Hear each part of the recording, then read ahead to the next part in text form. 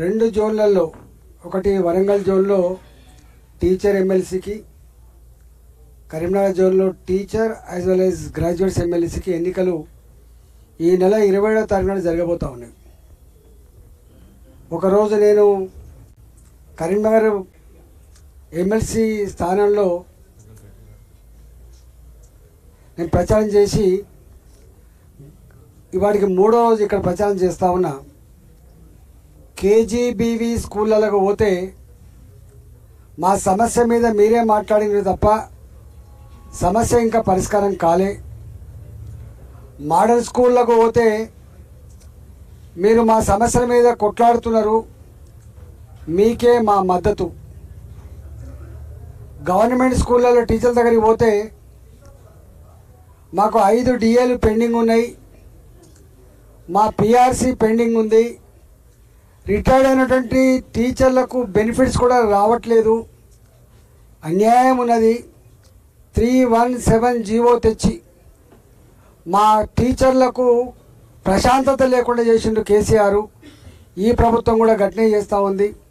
ఇవన్నిటి మీద కొట్లాడగలిగే శక్తి సత్తా ఉంది, మీకే మా ఓటేస్తామని చెప్పి గవర్నమెంట్ స్కూల్ టీచర్లు, మోడల్ స్కూల్ టీచర్లు, ప్రైవేట్ స్కూల్ టీచర్లలో, ప్రైవేటు కాలేజీలలో 4 ఏళ్ళు అవుతుంది మా ఫీ రియంబర్స్మెంట్ రాక, జీతాలు ఇవ్వలేకపోతున్నాం, టీచర్లకు జీతాలు ఇవ్వలేకపోతున్నాం, కిరాయి భవనాలకు రెంట్లు కట్టలేకపోతున్నాం, కరెంటు బిల్లులకు కూడా కష్టమైపోతుంది, అప్పుల పాలవుతుంది.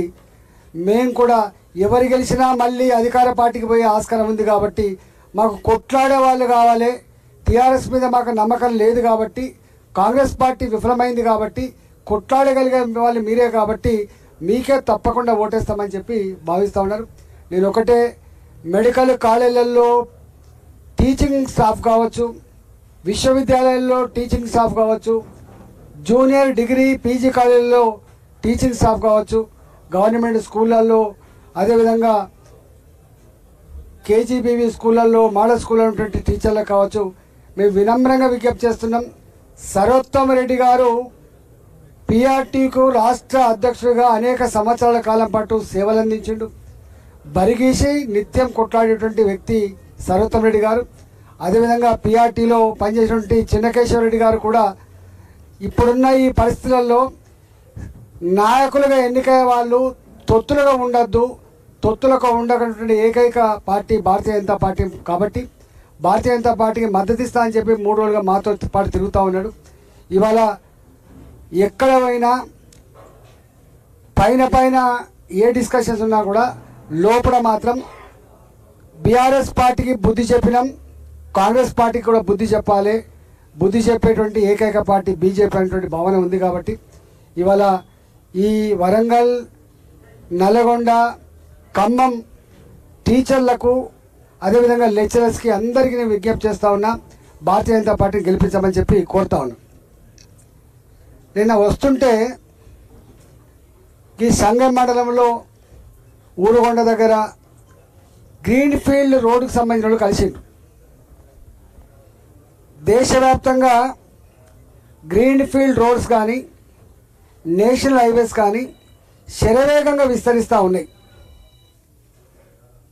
చదువుకున్న రాష్ట్రాలేమో నేషనల్ హైవేస్ వస్తూ ఉన్నాయి, రైతాంగానికి ఇబ్బంది కలగద్దని చెప్పి అక్కడ ప్రాక్టికల్గా ఏ ధర అయితే ఉందో ఆ ధర ప్రకారంగా రాష్ట్ర ప్రభుత్వాలు ఆ భూములను ఎన్హాన్స్ చేసి వాళ్ళు చూపించుకున్నారు. ఆడ 10 లక్షల రూపాయలు ఉంటే 10 లక్షల రూపాయలు ఉంది భూమి విలువ, 50 లక్షల రూపాయలు ఉంటే 50 లక్షల రూపాయలు ఉంది రిజిస్టర్డ్ వాల్యూ పెంచుకున్నారు. అక్కడ రైతాంగానికి పెద్ద ఇబ్బందులు లేవు. కానీ తెలంగాణలో కేసీఆర్ గారు ఉండగా ఎక్కడ కూడా ఒక్క దగ్గర ఈ నేషనల్ హైవేస్ వస్తున్న దగ్గర సర్వేలు చేయలేదు. ఈ భూముల ధరలు రివ్యూ చేయకపోవడం వల్ల, పెంచకపోవడం వల్ల ఇవాళ అనేక రకాల అనర్థాలకు తావుతీస్తూ ఉంది.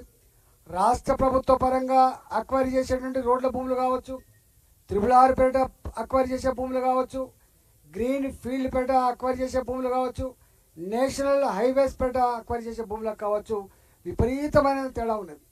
మొన్న నేను పార్లమెంట్లో స్వయంగా భారతీయ జనతా పార్టీ ఎంపీనై ఉండి మాట్లాడినా, అయ్యా భూముల వాల్యూ ఏమో రిజిస్టర్డ్ వాల్యూ 2 లక్షలు 3 లక్షల రూపాయలు ఉంది. కానీ అక్కడ కొనుక్కుందామని పోతే, అమ్ముకుందామని పోతే 2 కోట్ల రూపాయలు 3 కోట్ల రూపాయలు ఉన్నది. మనం ఏమి ఇచ్చినా ఏమి ఇవ్వగలము. ఇక్కడ ల్యాండ్ అక్వేషన్లో అక్కడ రిజిస్టర్డ్ వాల్యూ ఉంటే పార్లమెంట్ చేసిన చట్టం ప్రకారంగా 3 రెట్లు ఇవ్వచ్చు. 3 రెట్లు ఇవ్వచ్చు అంటే 2 లక్షల రూపాయలు ఉంటే 6 లక్షల రూపాయలు ఇచ్చే ఆస్కారం ఉంది. అది గ్రామీణ ప్రాంతాల్లో అయితేనే. మళ్ళీ అదే అర్బన్ ఏరియాకి వస్తే 3 రెట్లు కూడా ఇచ్చేటువంటి ఆస్కారం, 2.5 రెట్లు మాత్రమే ఇస్తారు. ఆడ ప్రాక్టికల్ వాల్యూ 5 కోట్లు ఉంటే ఆడ ఉన్నటువంటి రిజిస్టర్డ్ వాల్యూ 10 లక్షలు ఉంటే ఒక 25 లక్షలు వస్తుంది తప్ప అంతకంటే ఎక్కువ వచ్చే ఆస్కారం లేదు. అంటే 2 కోట్ల భూమిని, ఎకరం భూమిని రైతులు 25 లక్షల రూపాయలకు ఇవ్వాలంటే ఎంత పెయిన్ ఉంటుందో ఒకసారి అర్థం చేసుకోండి. భూమిని పంటలు పండించి కుటుంబాలను పోషించేదిగా మాత్రమే చూడ రైతాంగం. భూమి ఒక సోషల్ స్టేటస్గా సింబల్గా ఉంటుంది. ఇల్లు అయినా అమ్ముకుంటాడు, బంగారమైనా అమ్ముకుంటాడు, కానీ పంట భూమిని మాత్రం అమ్ముకోవడానికి రైతు ఎప్పుడు కూడా సాహసం చేయడు. ఇవాళ రాత్రి నేను పోతే ఎంత బాధ అవుతుందంటే, నేను అనేక సార్లు నేషనల్ హైవేస్తో మాట్లాడినా. అయ్యా ఏంది అంటే, అయ్యా ల్యాండ్ అక్వేషన్ అనేది రాష్ట్ర ప్రభుత్వం మాత్రమే మాకు అక్వైర్ చేసి ఇవ్వాలి, డబ్బులు మాత్రం కేంద్ర ప్రభుత్వమే చెల్లిస్తుంది. పక్కకున్న ఆంధ్రప్రదేశ్ రాష్ట్రంలో ఎప్పటికప్పుడు సవరించుకున్నారు. అక్కడ ఒక్కొక్క ఎకరానికి 2 కోట్లు 3 కోట్లు వస్తుంది, ఇక్కడ మాత్రం 20 లక్షలు 30 లక్షల రూపాయలు వస్తుంది. మమ్మల్ని ఏం చేయమంటారు?